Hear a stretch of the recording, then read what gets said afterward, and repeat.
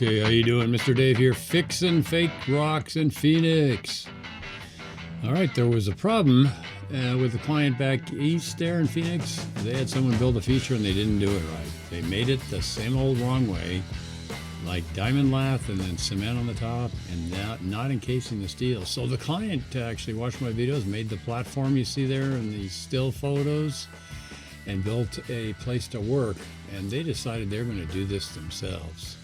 So what did we have to do? We had to figure out a strategy, and part of that had to do with taking things off and then rebuilding them, which my little doodles and sketches here talked about.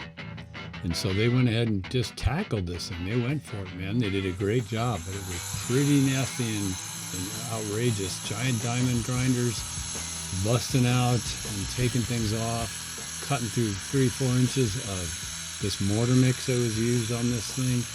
Again, the steel is not encased, so you don't get the tensile strength. You end up with problems. So once you cut into this diamond, it's a 10-inch diamond plate, I think, on this stuff. Pretty gnarly stuff, pretty bad. And so that made it a little bit better. But man, is that stuff dusty and noisy. Chipping it out, cutting it out, you can see how thick that stuff is. His son Jacob was helping out and doing a great job. All these guys put a lot of time into this thing. You can see how big a gap we have there. That front section they tore off and ground out and demoed off. A lot of work. They went ahead and then after they looked at my sketch decided, hey, let's do it this way, and we worked together on it, and they began installing new rebar and bending it around and getting it put in here, and did a super good job. Very, very thorough. Got to fill in the pattern, get things appropriate, getting the amount of steel in there, tying it off with the tie wire, securing it with concrete there in the back down the bottom of the photo, you see. Very, very important. You see also a gray color inside the structure. That's the Rust-Oleum gray paint that I recommended that you go ahead and paint on everything. That exposed steel you see everywhere is why these features fall apart and rust, because the steel is exposed to the air and the moisture. These big rocks are just a big humidor. They just suck up the moisture and it affects it. Eventually this stuff falls apart. These things just collapse.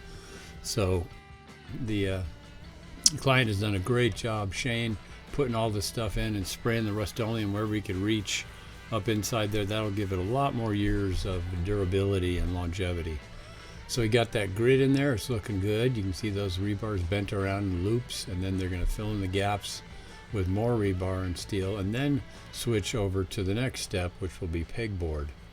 He sent me a picture, and I painted in, or as it were, with the little editing program on the picture where to put the pegboard. And this shows more rebar where it should go, again, from their pictures and stuff. So it was really cool. We were like working together. So now it's time for the pegboard. And again, that sketch I did back there in the other photos kind of shows how. So you start at the bottom, and you tie it in, and you have little spacers I call dobies between the pegboard and the rebar. Look at that. So you have a nice big solid thing. You can see the sides of the pegboard coming up there. Concrete starts to go in. They mix it all in a tub. I finally got them to buy a mixer and save themselves so much work. But they did it in the first batch there, which is good. That stabilizes the whole thing, and you're not putting too much weight on the pegboard. They got it done, and it was big enough to hold a tank on there, I'm telling you. So they sent me pictures, this picture, and were giving their thoughts on where boulders should go and what to do. And I doodled in again that same way. The yellow shows rocks and boulders, and the blue, of course, is where the water might flow. Pretty darn cool. Okay, what happens when you don't chlorinate your pools? They turn green. Yes, they do. So they knew they were going to be taking the water out eventually, but they left it in there because we want to protect the plaster that's inside the pool. And so they went ahead and did that. The client sent me this video talking about the scaffolding, where they thought it would go and where it should go, and what their thoughts were on that. And so I was going ahead and talking to them. That's the Baja shelf, they call it these days, where you can put an umbrella and then stand there, sit there in a beach chair and your feet in the pool. Really cool to have a Baja shelf on there. But the pool is all green, and so that will need to be fixed, which is to pump it all out, actually, is what we did. Most of it anyway. Now it's time for me, because they got that part done, and they decided, let's bring Dave in. So I'm coming out there from San Diego and aisle 14 on a 737-800 is nice and long, lots of room on the skyline of San Diego. So beautiful. I love flying so much. It's the coolest thing ever. So I'm always trying to get a window seat. It's amazing. It's just amazing what planes can do, and you can be flying around at hundreds of miles an hour or whatever. It's just crazy. Beautiful San Diego Mission Bay right there. All right, so we got to figure out a scaffold. So I got to get wet. We figured out to put the ladder in there, how that would work. Talking about different strategies of what to do. We have that thing put together with the stuff that I told them to bring to the job site. A long 14-foot 2x14, I think. But the first one was like a 12-foot that went on the bottom. The second one was that 2x6 where the yellow pointer is, or the yellow arrow. The next one was the 2x12 or 2x14 that went across there. I think that's a 10-foot maybe. And then a super long one on after the platform they made that you saw in the earlier videos. They got that there, and the big long one was that 14-footer and stuff. So that allowed us to have a place to work on this whole thing. Parts got in the pool, but that's okay. So what to do? That was kind of the question. I only had 2 days. This whole thing had to happen in 2 days. So I wanted to add in rocks and boulders and shapes to get that big front edge of that overhang. It looked very monolithic. It looked like a bunker. So I drilled in and then hammered in little piece of rebar, bent them around, and made my little rock routine with steel tied together like the normal shapes. And then we backfill those in with the concrete and blocks and rubble to take up space. So I did one down the right side that kind of hid the stairs a little bit. That one on the right where the pegboard is. Up on the top left, you start to see the other two places, including a rock on the ground behind it that is going to be, I'll be pointing out here in a little bit. So you're looking at that pegboard, same old thing, little tie wires pulling through little pieces. You just use scrap pieces and make it fit.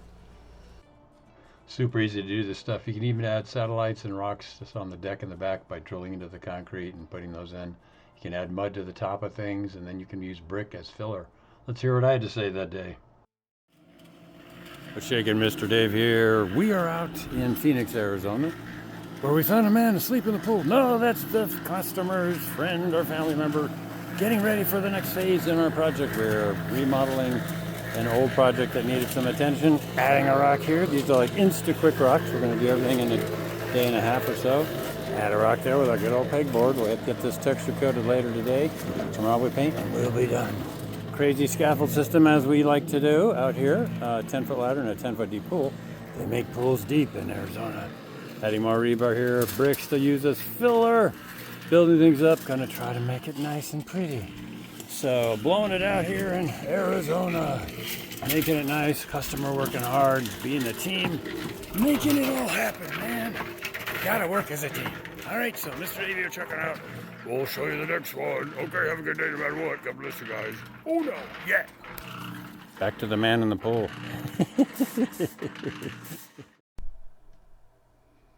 All right, long first day, got a lot done. The client actually made these wonderful dishes, broccoli and this wonderful noodle thing and sloppy joes kind of thing. So good. So I was able to have a nice little meal and rest. Now, what are we gonna do? We're going to review. We can see that giant monolith right there that we've had to adapt to and adjust to and modify. We added those new rocks, which is awesome. All right, now it's time to do a little texture coating. We got that waterproofing on. You can see that gray stuff. You hear the humming of the compressor in the background there. Just getting this air. We need to blow our stuff on the little hopper. Pretty amazing little tool. It does a great job. So you can do big features with that even. It's pretty darn cool. A little mascot there helping us out. It was pretty warm. It was in the low 90s, but we got that stuff done, and now we have this way more cool looking thing. Let's see what I had to say that day. Let's listen to Dave. What's shaking, Mr. Dave here. We are in Phoenix still, and we're putting on some stuff on this feature. We're going to be adding paint. Now we've had our color going on. We've had our structural stuff going on over there, our texture coat. And now we're going to be putting the paint on. So that's the stage we're at. That's the stage we're at. That's what I say. So We are getting help from the son of the customer who's been brought in to help us with taping and masking, along with other family members. And so it looks pretty cool. It's going to be awesome. All right, pay attention. Watch out where you're going, people. All right, have a good day. Bye. All right, it's painting time. All right, Shane's helped me out there with the hose. Little color on there and mist it with the water and it runs down. It's the antiquing step, the antiquing technique. It's really, really cool. Super easy. It really is one of my favorite steps making these things. Pretty cool, pretty amazing. Yeah, look at that. Just a little mist and then it runs down and really gives you a real natural look. All right, we got her done. Let's look at it in the daytime. The pictures you see here are sent by the client because I left in the dark that night. But I like how it came out. It was subtle. We had a little antiquing. Those little smeary, shadowy areas look pretty amazing.